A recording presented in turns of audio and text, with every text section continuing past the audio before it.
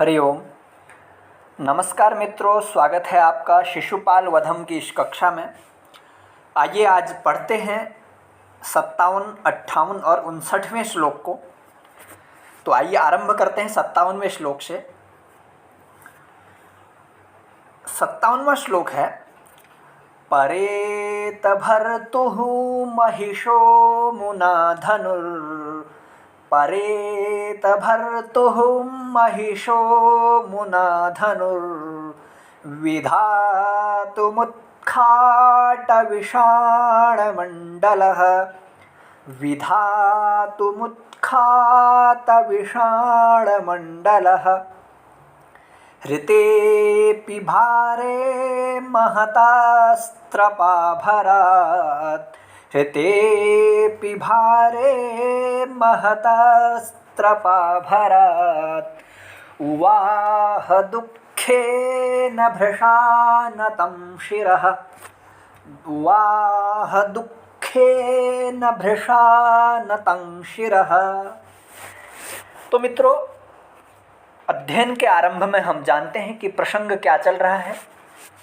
तो प्रसंग यही चल रहा है, जो देवर्षि नारद हैं वो वर्तमान में भगवान श्री कृष्ण के सम्मुख खड़े होकर के, बैठ करके, या रावण के पूर्व रावण का वर्णन कर रहे हैं कि रावण ने त्रेता युग में या उससे पूर्व किस प्रकार के आतंक को मचाया था और देवताओं को, दानवों को, समस्त लोगों को उसने किस किस प्रकार से आतंकित किया था, परेशान किया था। उसके विभिन्न रूपों का, उसके विभिन्न कृतियों का वर्णन सुना रहे हैं।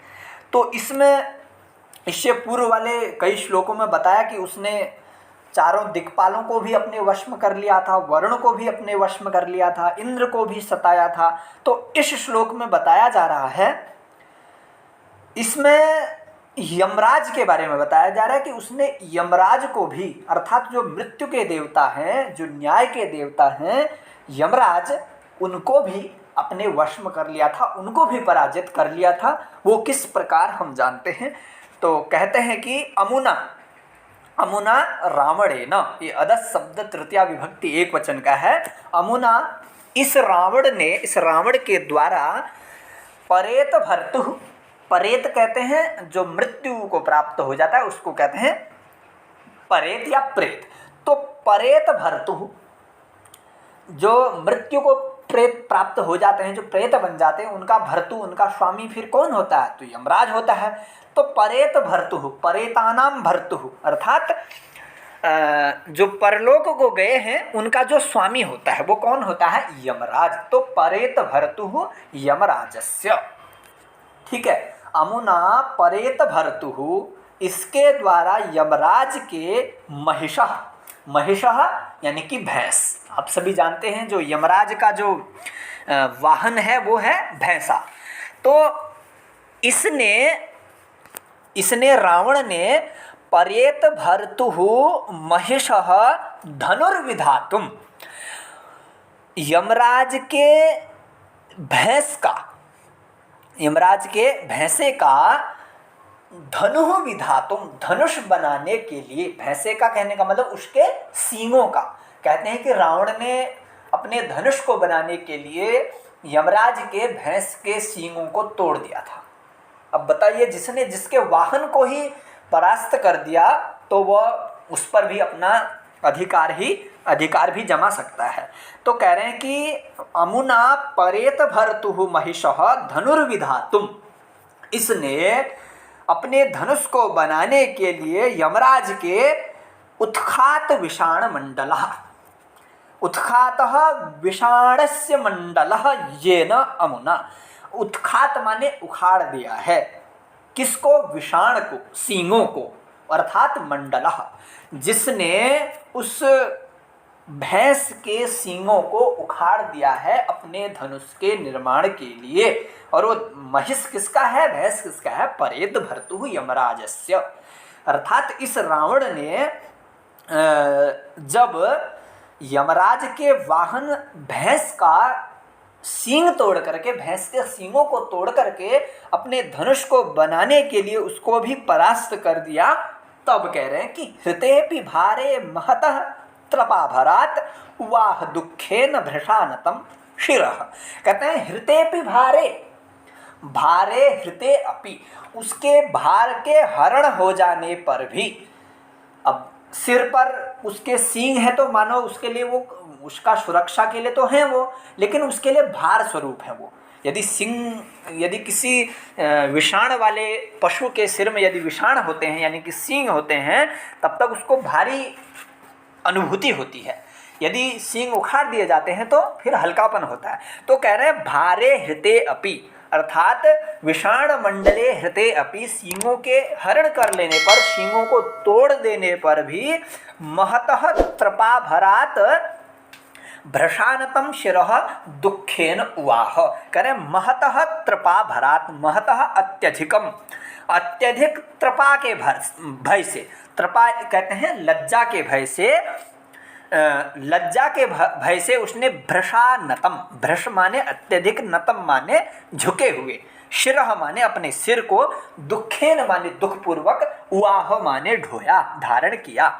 कह रहे हैं कि भार के नष्ट हो जाने पर भी उस भैंस ने अत्यधिक लज्जा के कारण, उसके डर के कारण नीचे झुक करके ही अपने सिर को धारण किया।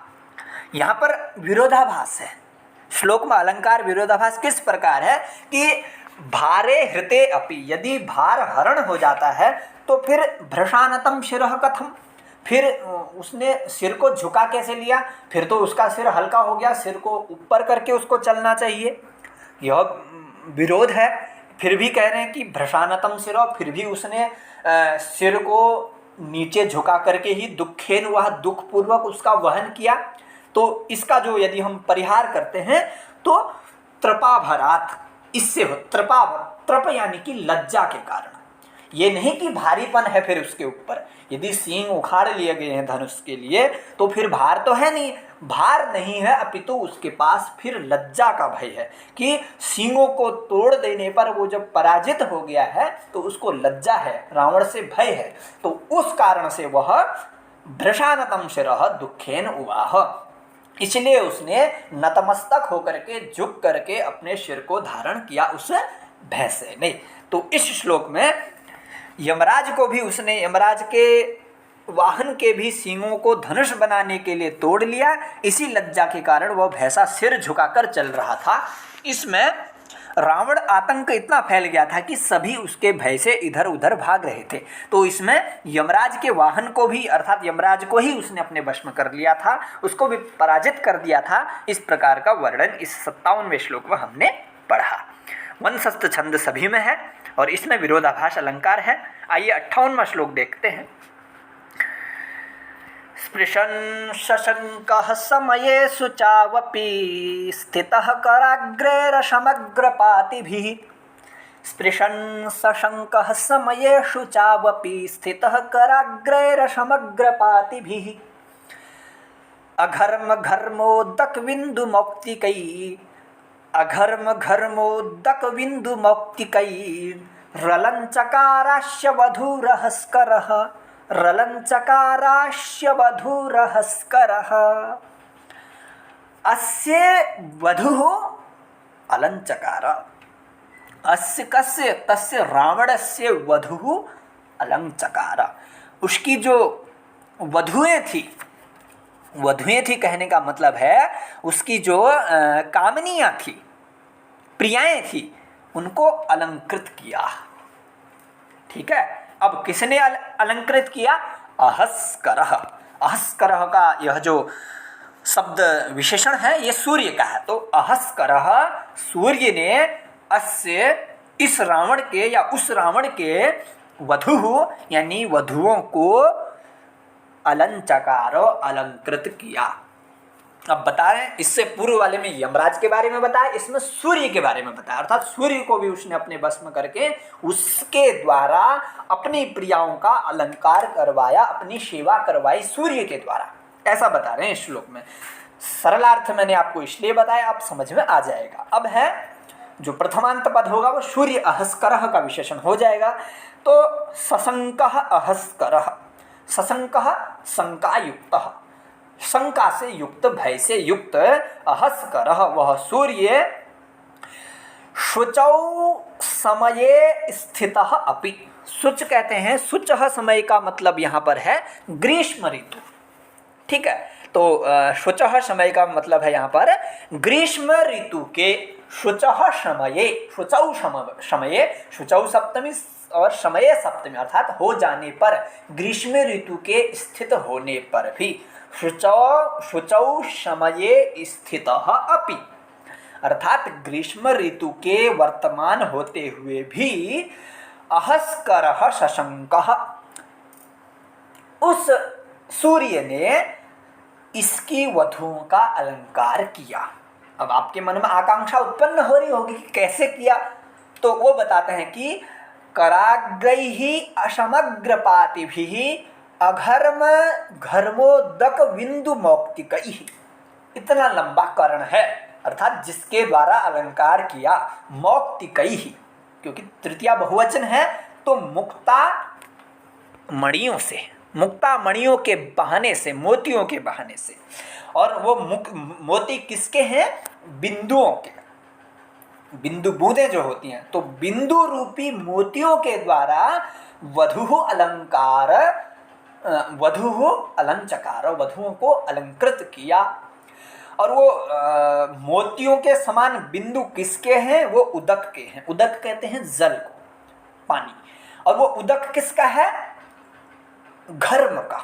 घर्म कहते हैं श्वेद को, पसीने को। और वो कैसा है? अघर्म है। और वो श्वेद की बूंदें कैसी हैं? शीतल हैं। कहते हैं कि शीतल स्वेद की, स्वेद रूपी जल की बिंदुओं के द्वारा, बिंदु रूपी मोतियों के द्वारा उस सूर्य ने ग्रीष्म ऋतु होते हुए भी उसकी वधुओं का अलंकार किया। आकांक्षा उत्पन्न हो रही होगी, यदि ग्रीष्म ऋतु है तो वो अघर्म कैसे? वो तो घर्म अर्थात वो तो गर्म होनी चाहिए, उष्ण होनी चाहिए, तो शीतल बताया। शीतल थी वह पसीने की बूंदें उनकी वधुओं की, जिनसे वह अलंकृत हो रही थी। कैसे अलंकृत हो रही थी? मानो उनके शरीर में वो पसीने की बूंदें नहीं, अपितु वो मोती हैं। और वो कैसे हैं? कराग्रैः अशमग्रपातिभिः। और कराग्रैः, करस्य अग्रभागैः, कर माने हाथ, अग्र यानी कि आगे से, और अशमग्रपातिभिः, अशमग्र कहते हैं ठीक प्रकार से गिरने वाले, समग्र माने ठीक प्रकार से न गिरने वाले, असमग्र यानी कि ठीक प्रकार से गिरने वाले, पातिभिः गिरने वालों के द्वारा, और श्वेत बिंदुओं के, श्वेत बिंदु रूपी मोतियों के द्वारा स्पृशन, प्रथम में दिखा रहा है स्पृशन यानी कि स्पर्श करते हुए। कराग्रैः, यहाँ पर कराग्रैः का जो ये विशेषण, ये सूर्य की किरणों के द्वारा हो जाएगा। तो इसका जो वह अर्थ है, विशेष अर्थ है कि ग्रीष्म ऋतु के होते हुए भी उस सूर्य के द्वारा, सूर्य ने, भगवान सूर्य ने शंका युक्त होकर के अपनी किरणों के द्वारा, ठीक प्रकार से गिरने वाली अपनी किरणों के द्वारा, अपने यानी कि हाथों के द्वारा श्वेत बिंदुओं रूपी मोतियों से उस रावण की प्रियाओं का अलंकार किया। इस प्रकार से इसका सरल अर्थ, जो स्पष्ट अर्थ पूरे श्लोक का भाव है, वो यह है। अब इसमें अलंकार के माध्यम से अच्छी प्रकार से हम जानते हैं, इसमें समासोक्ति अलंकार है। समासोक्ति अलंकार का जो आचार्य मम्मट ने लक्षण दिया है वो है परोक्तिर्भेदकैः श्लिष्टैः समासोक्तिः। ठीक है, अर्थात श्लिष्ट परोक्ति भेदकैः, अर्थात श्लिष्ट अन्य उक्तियों के द्वारा जो कथन कहा जाता है वो समासोक्ति कहलाता है। इसमें समान विशेषण होते हैं उसके लिए ऊपर जिसके बारे में बता रहे हैं, और वो श्लिष्ट होते हैं, उनके दो अर्थ होते हैं। अब यहाँ पर दो अर्थ किस प्रकार हैं? यहाँ पर ये जो समासोक्ति अलंकार है, इसको मम्मट ने कहा है कि ये व्यंजना पर आधारित अलंकार है। व्यंजना से इसका अर्थ हमें निकलता है, सीधे शाब्दिक अर्थ से पढ़ते ही नहीं आता है। अब इसका व्यंजनार्थ, व्यंग्यार्थ कैसे निकल रहा है वो मैं बताता हूँ कि यहाँ पर प्रस्तुत इस पद्य में समान विशेषणों के द्वारा, क्योंकि समान विशेषण है, द्वारा प्रकृत सूर्य के साथ, जो प्रकृत यानी कि जो उपमेय यहाँ पर जो सूर्य है, उस सूर्य के द्वारा, सूर्य के साथ साथ ही अपकृत श्रृंगार साधक के अर्थ की प्रतीति हो रही है। अपकृत यानी कि जो अप्रकट है, यहाँ पर जो प्रकट नहीं है, उसके श्रृंगारिक क्रिया का यहाँ पर अर्थ आ रहा है। कहने का मतलब है जो रावण की जो उसकी प्रियाओं के साथ, विलासिनियों के साथ जो श्रृंगारिक क्रिया होती थी, उस श्रृंगारिक क्रियाओं में जो पसीने की, जो श्वेद की जो बूंदें आती थी, वो मोतियों के समान दिखती थी। क्योंकि यदि हम कोई परिश्रम कर रहे होते तब तो वो पसीने की बूंदें हम आनंदित नहीं करती, परेशानी को द्योतित करती हैं। किंतु यदि श्रृंगारावस्था में हम रहते हैं, कामुकावस्था में रहता है व्यक्ति, तो उस समय वो जो श्वेद की जो बूंदें हैं, वो उस समय श्रृंगार का कार्य कर रही हैं, अर्थात शीतलता का कार्य कर रही हैं। इसलिए कहा है अघर्म घर्मोदक बिंदु मुक्ति गई। तो इस प्रकार से ये इन कथनों से, इन श्लिष्ट कथनों से एक श्रृंगारिक क्रियाओं का भी वर्णन हो रहा है, जो यहाँ पर स्पष्ट नहीं है, जो समास उक्ति श्लिष्ट पदों के द्वारा हमें ग्रहण करना चाहिए।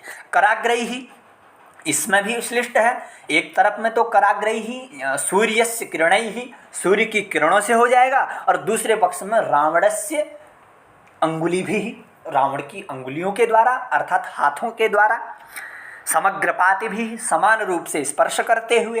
तो इस प्रकार से अन्य श्रृंगारिक भी वर्णन हमें मिलता है।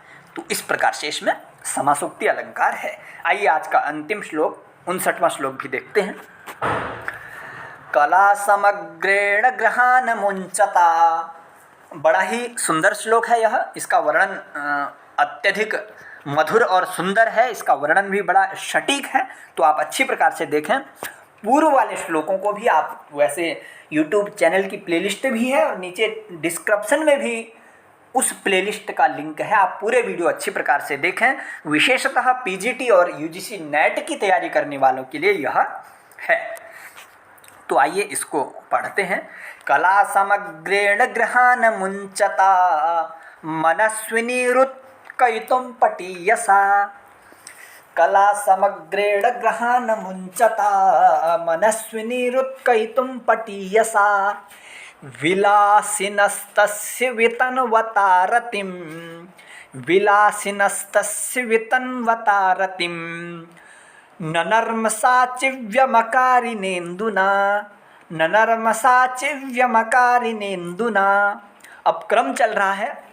आज के जो भी हमने 2 श्लोक पढ़े, उसके पहले वाले श्लोक में तो रावण ने यमराज को परास्त किया, अर्थात यमराज को प्रभावित किया, और उसके बाद 58वें श्लोक में सूर्य को भी अपने वश में कर लिया। अब इस 59वें श्लोक में चंद्रमा के बारे में बता रहे कि चंद्रमा को भी उसने अपना भृत्य बना लिया था। सुना जाता है कि रामायण में उसने नवग्रह समस्त देवताओं को अपने वश में, अपनी लंका में बांध के रखा था। इस प्रकार का पराक्रमी वह रावण था। तो उनमें चंद्रमा भी थे। तो इसमें चंद्रमा का वर्णन किया है कि इंदु, किस प्रकार से इंदु ने उस रावण के लिए कार्य किया, वो बता रहे हैं। कहते हैं कि जो विशेष है कि नर्म साचिव्यम अकारी इंदुना, न इंदुना नेन्दुना। कहते हैं इंदुना नर्म साचिव्यम न अकारी किम। नर्म साचिव्य कहते हैं जो नर्म सचिव होता है, एक जो राजा होता है, आपने नाटकों में पढ़ा होगा, जो विदूषक होता है उसको नर्म सचिव कहते हैं। जो राजा का विशेष सहायक होता है, जो राजा का परम घनिष्ठ और एक गहरा मित्र होता है, जिससे राजा की कोई बातें नहीं छुपती हैं और उसकी बातें भी राजा से नहीं छुपती हैं। तो वो आपस में बहुत ही गहरे मित्र होते हैं, उसको विदूषक कहते हैं। और उसका ही अपर नाम काव्य शास्त्रीय भाषा में नर्म सचिव है। तो नर्म साचिव्यम अर्थात उस इंदु के द्वारा उसका नर्म सचिव का कार्य किया गया, ऐसा बता रहे हैं कि चंद्रमा ने उस रावण के लिए विदूषक का जैसा कार्य किया, अर्थात विदूषक की सहायता की। जैसे विदूषक ने सहायता की, जिस प्रकार राजा का विदूषक राजा की सहायता करता है, उसी प्रकार रावण का जो विदूषक चंद्रमा है, उस चंद्रमा ने विदूषक का कार्य करते हुए रावण की सहायता की। अब वो कैसे की वो जानते, कहते हैं कला समग्रेण, समस्त कलाओं से युक्त, क्योंकि आप सभी जानते हैं चंद्रमा की 16 कलाएं प्रसिद्ध हैं। तो कला समग्रेण षोडश कला भी युक्त ही, और गृहान अमुंचता, घरों को न छोड़ते हुए, अर्थात राजा के पास वर्तमान रहते हुए ही, और मनस्विनी ही उत्कयितुम पटीयसा, मनस्विनी ही कामिनी ही, कामिनियों को कहा गया है, द्वितीया बहुवचन का है ये, ठीक है। तो मानिनियों को अर्थात विलासिनियों को उत्कयितुम, उत्कयितुम प्रिय मिलन के लिए, मेलयितुम पटीयसा, और कैसा है वो, उनको मनाने में जो कुशल है उसके द्वारा, और कला समग्रेण षोडश कलाओं से युक्त उसने, और तस्य रतिम वितन्वता, तस्य कस्य तस्य विलासिनः, जो विलासी रावणस्य, तस्य विलासिनः रावणस्य, उस विलासी रावण के लिए, उस रावण के लिए रतिम वितन्वता,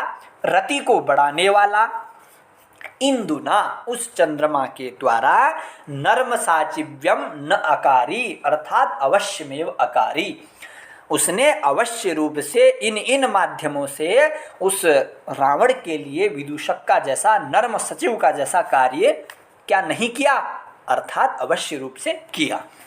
तो कह रहे हैं कला समग्रेण, अर्थात षोडश कलाओं से युक्त होता है चंद्रमा, और रावण के घर को न छोड़ता हुआ, रावण के पास रहता हुआ, क्योंकि विदूषक भी उसके पास रहता ही है। मानिनियों को उत्कंठित करने में निपुण, अर्थात राजा से रानियों को मिलाने में जो निपुण होता है चंद्रमा, क्योंकि चंद्रमा एक उद्दीपन भाव है। उस यदि चांदनी रात इस तरह की हो और प्रेमी यदि प्रेमिका समक्ष हो तो उनमें आलंबन भाव, विभाव, अनुभाव उत्पन्न होने लग जाते हैं। कारण क्या होता है, उद्दीपन चंद्रमा होता है। तो इसलिए वह उनको उत्कंठित करने में, प्रेमिकाओं को उत्कंठित करने में जो निपुण है, तो तेन पटीयसा और विलासी रावण के प्रेम को बढ़ाने वाले, क्या कहा, रतिम वितन्वता, तस्य रावणस्य विलासिनः रतिम वितन्वता, प्रेम को बढ़ाने वाले चंद्रमा ने क्या उसके विदूषक का कार्य नहीं किया, अर्थात अवश्य किया। इस प्रकार से इसमें वर्णन भावार्थ है।